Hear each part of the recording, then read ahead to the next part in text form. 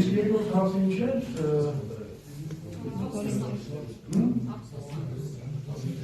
Հա, Նիկոլի հոգեզավակ լինելու թեման։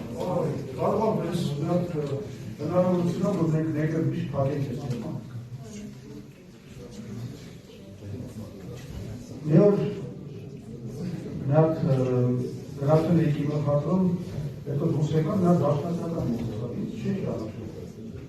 Ասաց, դուք եք մեղավոր, որ Նիկոլ եկել է իշխանության, դուք եք իրան բերել իշխանության, բան։ Ես ասացի, ով է իրան դարձել վարչապետ։ Վարչապետ ով է։ Ոսոր ձեր կուսակցությունը չի կրակել իրավտի, այդ մայիսի ուժին։ Ինքը բան չուներ ասել։ Որովհետև մենք եթե չենք կրակել, կամ որևէ գործողություն չենք կատարել, չենք աջակցել Նիկոլ Փաշինյանին, իշխանության գալու հարցում։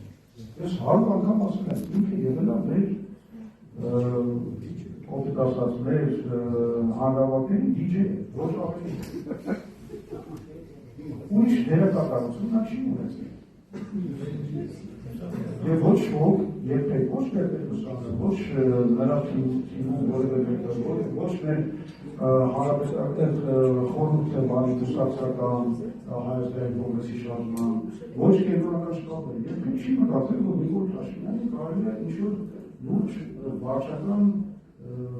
պաշտոն տալ կամ ինչ-որ մի լուրջ հարցի կառավարում իրան վստահել։ Որովհետև ինքը շատ խղճուկ մոտեցումներ ուներ մեր քննարկումների ժամանակ, շատ արագ նա հայտնվում էր անհարմար միջոցում և դառնալու էր կանանց